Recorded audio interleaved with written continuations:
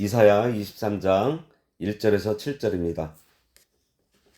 두로에 관한 경고라. 다시스의 베드라, 너희는 슬피 부르짖을지어다. 두로가 황무하여 집이 없고 들어갈 곳도 없으며 이 소식이 기띔 땅에서부터 그들에게 전파되었습니다. 바다에 왕래하는 시돈 상인들로 말미암아 부요하게 된 너희 해변 주민들아, 잠잠하라. 사흘의 곡식 곧 나일의 추수를 큰 물로 수송하여 드렸으니 열국의 시장이 되었도다. 시돈이여, 너는 부끄러워할지어다. 대저 바다 곧 바다의 요새가 말하기를 나는 상고를 겪지 못하였으며 출산하지 못하였으며 청년들을 양육하지도 못하였으며 처녀들을 생육하지도 못하였다 하였습니다. 그 소식이 애굽에 이르면 그들이 두루의 소식으로 말미암아 고통받으리로다.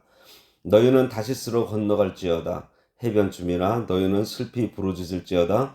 이것이 옛날에 건설된 너희 희락의 성 곧 그 백성이 자기 발로 먼 지방까지 가서 머물던 성읍이냐. 오늘 말씀의 제목은 두로에 대한 심판 경고입니다. 오늘 본문은 이방 10개국에 대한 심판 예언 중 마지막 해상무역의 중심국 두로의 멸망에 대한 예언입니다. 이스라엘 북쪽에는 두로와 시돈이라는 두 항구가 있어요. 그 중에 대표적인 항구 도시가 바로 두로입니다. 이스라엘은 지중해와 접하고 있긴 하지만 항구다운 항구가 거의 없었어요. 이스라엘과는 다윗 시대부터 밀접한 관계를 유지했고 특히 솔로몬의 성전 건축에 끼친 공헌이 매우 컸던 나라입니다.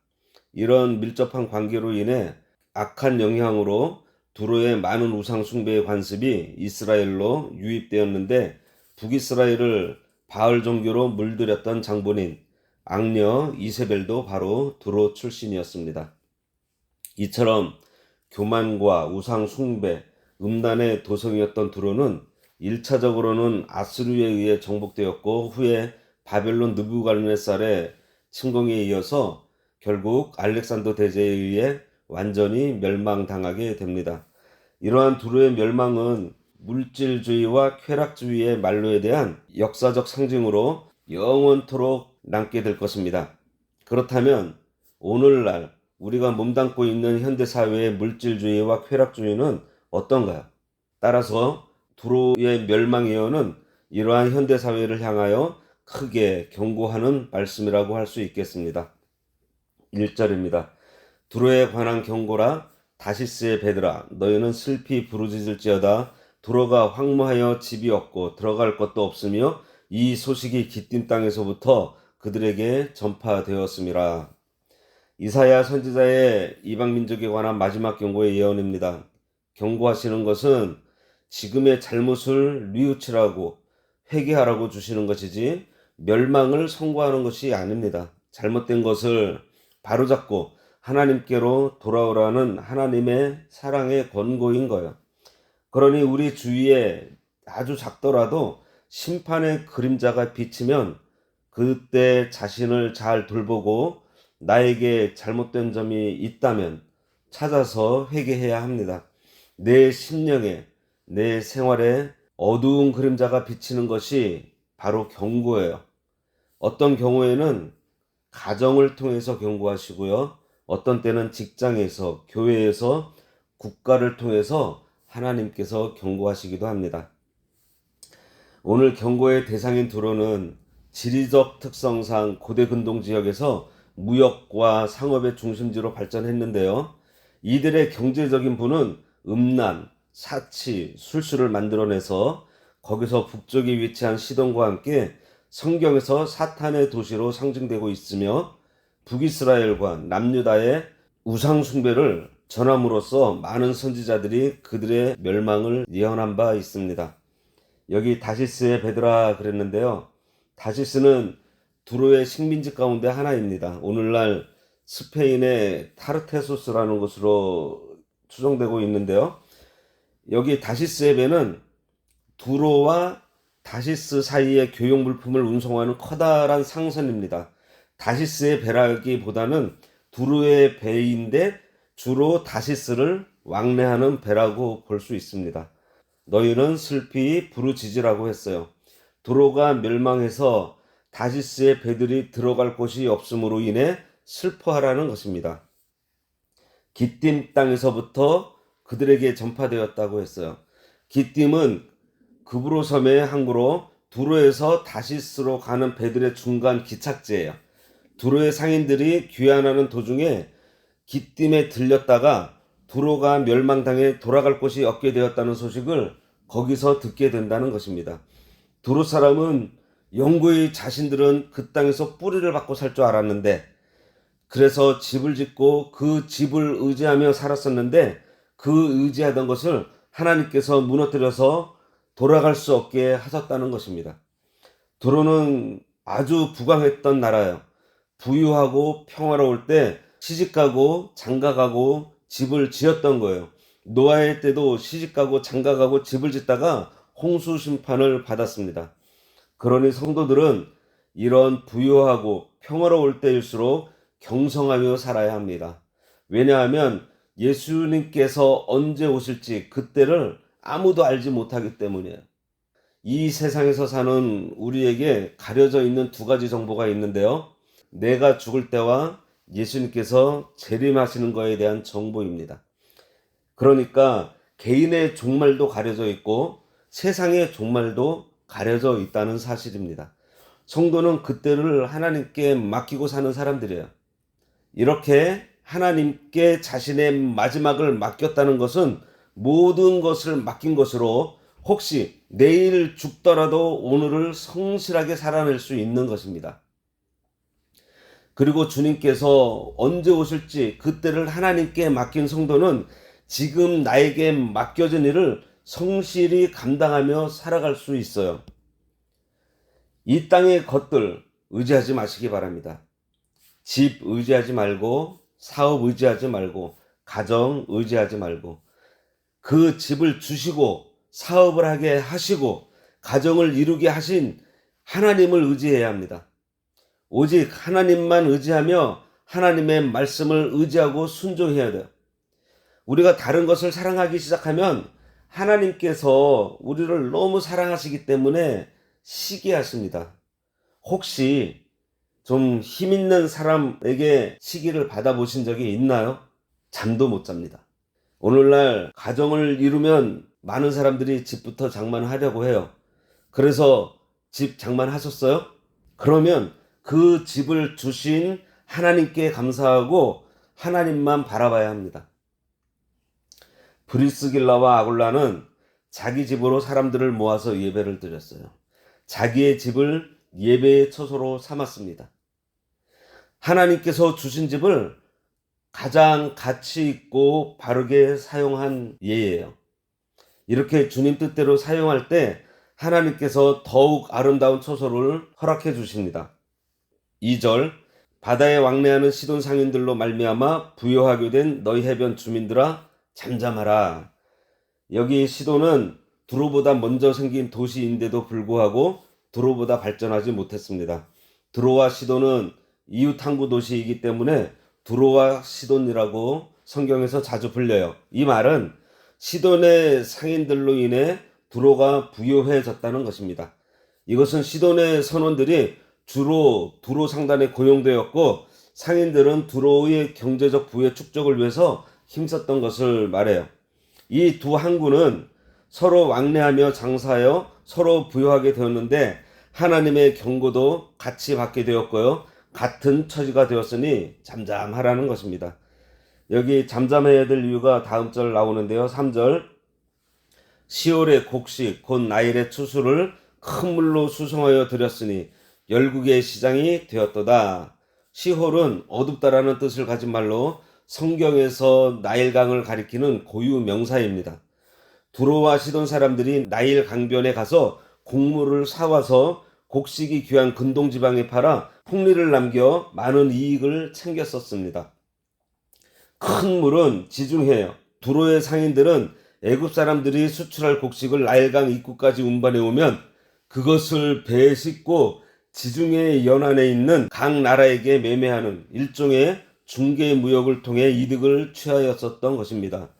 4절에 시돈이여 너는 부끄러워할지어다 대저 바다 곧 바다의 요새가 말하기를 나는 상고를 겪지 못하였으며 출산하지 못하였으며 청년들을 양육하지도 못하였으며 처녀들을 양육하지도 못하였다 하였습니다. 두로와 함께 경제적 부를 누리던 시돈이 수치를 당한다는 말입니다. 이는 시돈의 자매도시인 두로가 멸망함으로 시돈이 두로를 통해 더 이상 어떠한 이익도 취할 수 없게 돼서 그들도 당하는 피해가 크게 된다는 거예요. 여기 바다의 요새는 두로를 가리키는데 바다에서 중개무역으로 그 권세를 누리던 두로가 그동안 많은 식민지를 건설했지만 이제는 망해서 모든 것을 잃어버려 마치 자식을 낳을 수 없는 여인과 같이 돼서 아무런 이익도 낼 수 없다는 뜻입니다. 청년 또는 처녀는 신흥도시, 좋은 도시를 자기 도시로 만들었다는 거예요. 그러나 지금은 약해져서 그러한 일을 하지 못하게 되었다는 것입니다.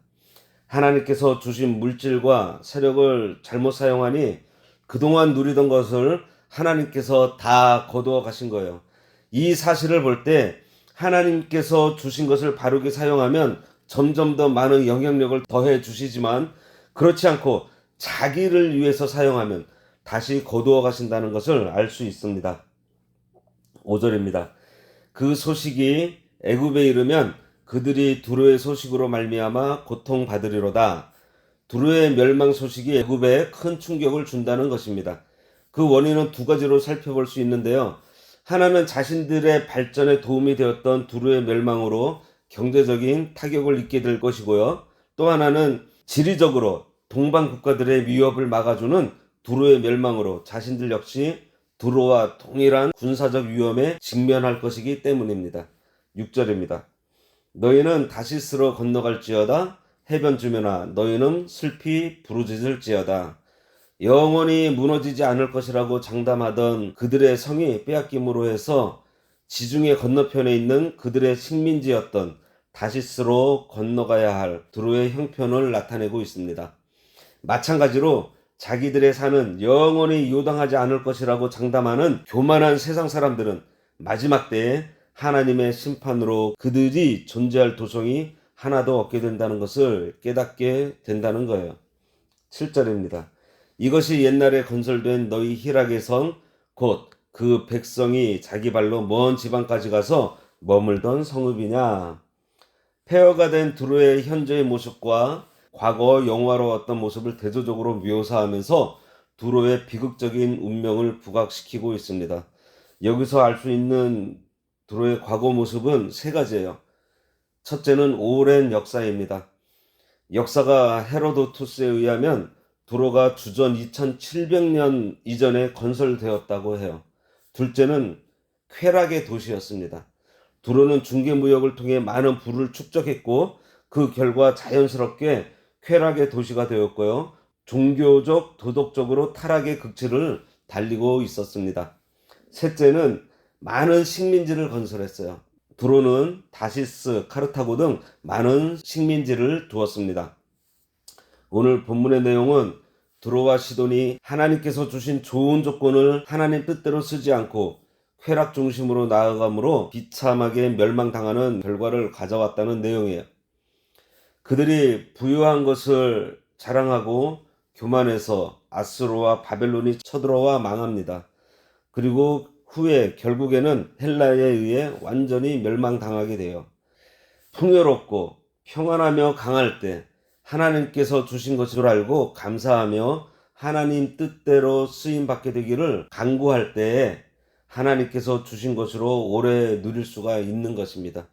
그리고 결국 남는 것은 하나님 위해서 산 것, 그리고 남을 위해서 산 것만 남게 되어 있어요. 또 한 가지 우리가 알게 된 것은요. 악인과 가까이 하면 악인이 망할 때 그들과 함께 망하게 된다는 거예요. 다시스, 두로, 애굽, 시돈이 다 같은 운명이 되었던 것입니다. 성도인 우리는 이 세상에 살고 있지만 이 세상 본받지 말고 악한 이 세상을 변화시켜 나갈 수 있는 능력 있는 사람들이 되어야 하겠습니다. 기도하겠습니다.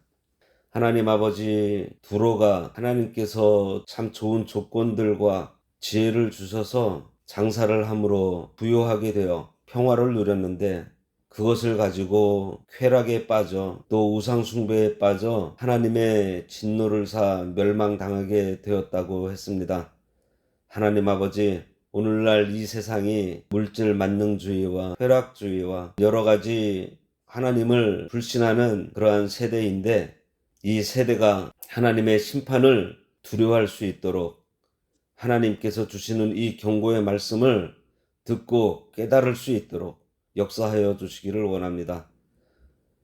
저희 성도들 하나님께서 말씀을 통해 경고해 주실 때 우리의 죄를 찾아내어 회개하는 자리에 나아가 하나님의 마음에 흡족하여 하나님을 기쁘시게 해드리고 또 그 말씀을 순종함으로 해서 하나님 나라가 확장되고 또 하나님께서 우리들을 통해서 하시고자 하시는 일을 저희들 잘 감당할 수 있도록 은혜 내려 주시옵소서.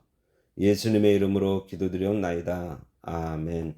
하늘에 계신 우리 아버지여, 이름이 거룩히 여김을 받으시오며 나라가 임하시오며 뜻이 하늘에서 이루어진 것 같이 땅에서도 이루어지이다. 오늘날 우리에게 일용할 양식을 주옵시고 우리가 우리에게 죄 지은 자를 사하여 준 것 같이 우리 죄를 사하여 주옵시고 우리를 시험에 들게 하지 마옵시고 다만 악에서 구하옵소서.